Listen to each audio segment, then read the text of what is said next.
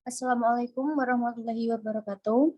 Kami dari kelompok 1 mata kuliah Etika Bisnis kelas 6L akan mempresentasikan hasil diskusi dari kelompok kami yang berjudul Etika Bisnis dan Perusahaan Lingkungan.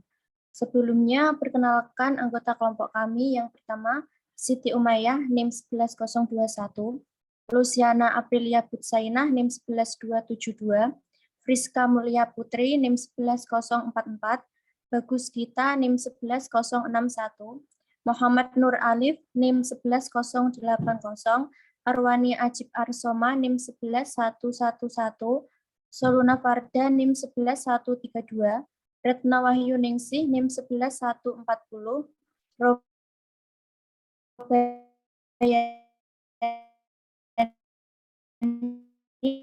NIM 111, Arinal Haq, NIM 11182.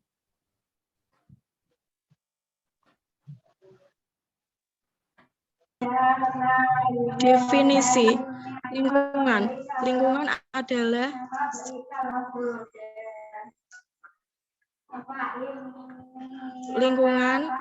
segala yang berada di luar organisasi dan selama ini dianggap sebagai pemberi pengaruh pada mereka yang terlibat di sekitar lingkungan tersebut.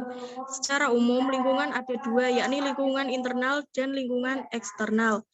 Risiko lingkungan adalah risiko yang terjadi pada lingkungan akibat dari tindakan yang disengaja atau tidak disengaja dan telah menimbulkan kerusakan atau kehancuran pada lingkungan.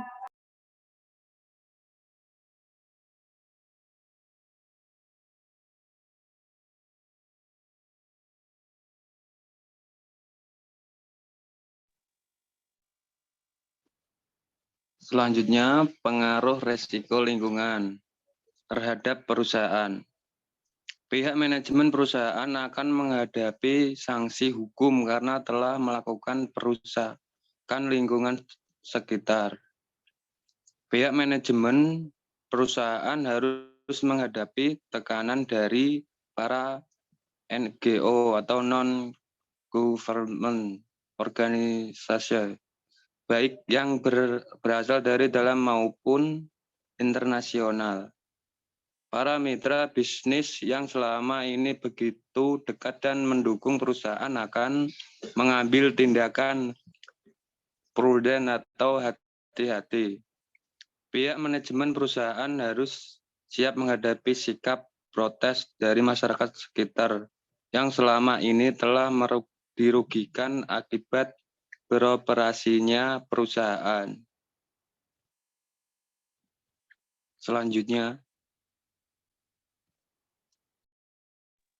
sumber polusi udara. Penyebab dan dampak pencemaran udara yang paling utama selalu terkait dengan manusia. Manusia menjadi penyebab utama dan terbesar terjadinya pencemaran udara. Manusia pula yang merasakan dampak terburuk dari terjadinya pencemaran udara. Pencemaran udara merupakan salah satu kerusakan lingkungan, berupa penurunan kualitas udara karena masuknya unsur-unsur berbahaya ke dalam udara atau atmosfer bumi. Penyebab polusi udara yang kedua adalah faktor manusia, yaitu pembakaran. Misalnya pembakaran sampah, pembakaran pada kegiatan rumah tangga, kendaraan bermotor, dan kegiatan industri. Proses peleburan. Misalnya proses peleburan baja, pembuatan soda, semen, keramik, aspal, polutan yang dihasilkan meliputi debu, uap, dan gas. Pertambangan dan Pertamina, polutan yang dihasilkan terutama debu. Proses pengolahan dan pemanasan, misalnya proses pengolahan makanan, daging, ikan, dan penyamakan. Pembuangan limbah, baik limbah industri maupun limbah rumah tangga. Polutan adalah gas H2S yang menimbulkan bau busuk.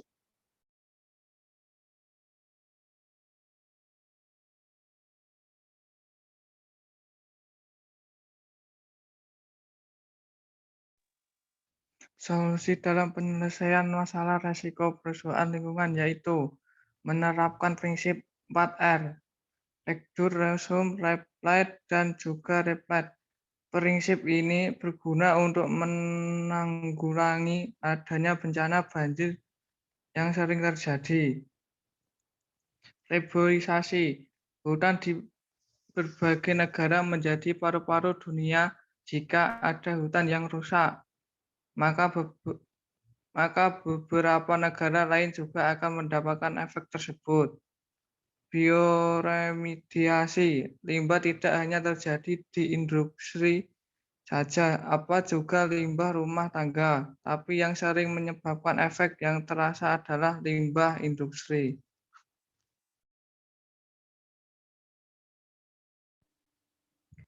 Kasus kerusakan lingkungan. Dalam kenyataannya, praktek pertambangan ilegal yang dilakukan di wilayah Kota Samarinda saat ini banyak menimbulkan kerugian. Tidak hanya kerugian materi berupa hilangnya pendapatan asli daerah atau PAD, tetapi juga ancaman dan kerugian bagi lingkungan hidup.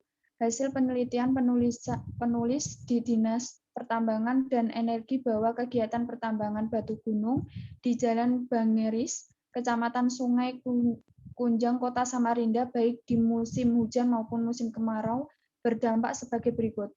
Yang pertama, musim hujan terjadi banjir lumpur, banjir air, rusaknya jalan-jalan di sekitar permukiman warga, sumber penyakit yang disebabkan adanya endapan lumpur. Yang kedua, musim kemarau terjadi debu yang sangat banyak, kebisingan dari alat-alat berat yang melintas. Aktivitas perusahaan yang kurang bijak yang terjadi di Kota Samarinda ini telah mengganggu kesejahteraan dan kenyamanan hidup masyarakat sekitar dan juga lingkungan baik hayati maupun hewani. Tentunya perlu diadakannya penegasan tentang tanggung jawab atas tindakan perusahaan.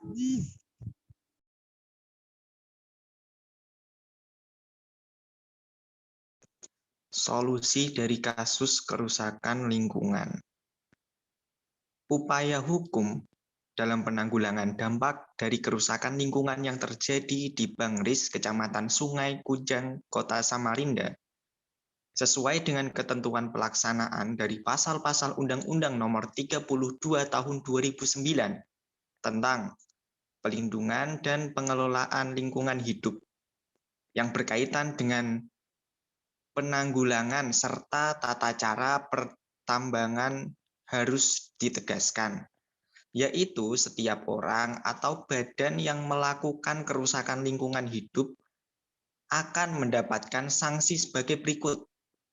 Yang pertama, sanksi administratif, terdiri atas teguran tertulis, paksaan pemerintah, pembekuan izin lingkungan, pencabutan izin lingkungan, pembekuan atau pencabutan izin lingkungan dapat dilakukan apabila perusahaan tidak melaksanakan paksaan pemerintah untuk bertanggung jawab terhadap pemulihan lingkungan. Yang kedua, sanksi perdata. Orang yang dirugikan dapat melakukan gugatan ganti rugi dan pelaku kejahatan melakukan pembayaran denda. Yang ketiga, sanksi pidana.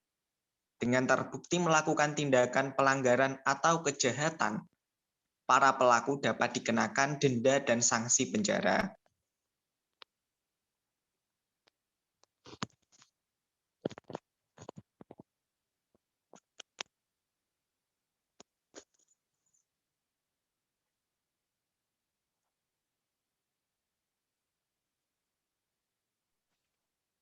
Tersebut adalah presentasi dari kelompok kami. Kurang lebihnya kami mohon maaf.